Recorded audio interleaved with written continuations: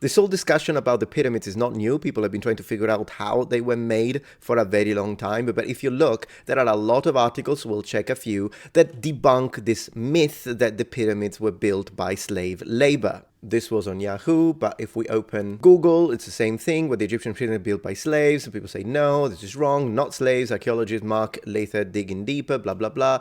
Reddit, of course, Discover Magazine, The Guardian, Quora, everyone is now debunking the myth. And even AI answers, and generally speaking AI models, are now debunking this idea. And as you can see here, AI overview, the widely accepted view among archaeologists and historians is that the Great Pyramids were not built by slaves, but rather by paid laborers and skilled workers, not enslaved people. Now, this is wrong. Well, you better prove that statement, Metatron, or very easy to do. What is wrong about this is that it is the widely accepted view among archaeologists and historians. This is not true.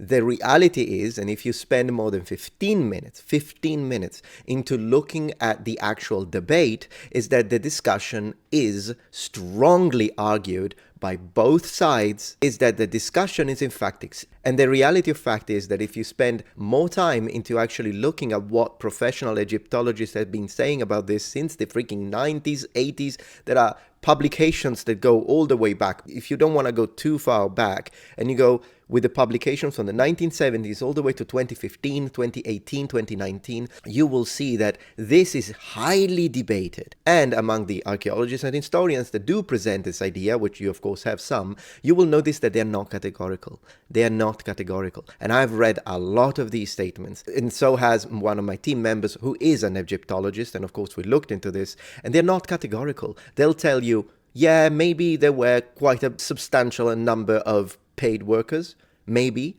perhaps, although while at the same time several of these historians and archaeologists also acknowledging the idea that still a substantial part of that workforce was most likely slaves. As usual, this is a game of telephone. Someone says something, but then by the time this gets repeated by people who get emotions into it and just get mad, the final result, the final message will be significantly different for what it was originating from, which was perhaps some paper or a dissertation or a publication, an academic thesis, what have you, that had made a statement that wasn't categorical, and then it becomes categorical. In fact, it becomes the new doctrine that cannot be challenged in any way, shape, or form. And to me, that tells us a lot about what sort of problems we have in today's society with the high access of the internet. Not that I'm saying that people shouldn't have access to the internet, but I'm saying that people should spend more time looking at what the evidence is, what these professionals are actually saying, what the debate currently is, rather than reading one article here and then spending all of their time going around getting mad and debunking people in the comment section and trying to shame people. For instance, BBC Science Focus says, contrary to popular belief, it wasn't slaves who built the pyramids. Notice this is a statement, categorical statement. You will not find professionals making this kind of categorical statements. We know this because archaeologists have located the remains of a purpose-built village for the thousands of workers who built the famous Giza pyramids nearly 4,500 years ago. I had the good fortune to work on the site in 2005-2006, and it was incredible to watch as the find came in. Now, one of the ways this is normally backed up is this part here. Animal bones found at the village show that the workers were getting the best cuts of meat.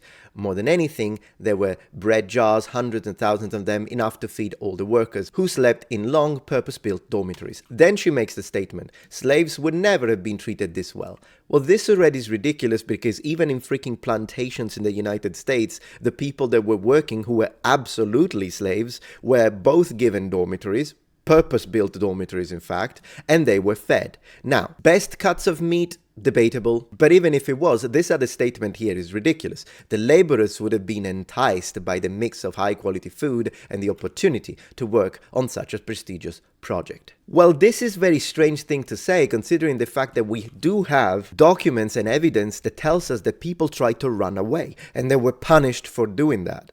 But before we continue reading these articles, and you'll see that a lot of these statements make absolutely no sense in light of the actual evidence, let me tell you what my position is, so that if you only watch until here, at least you know what that is before I go and debunk the debunking articles.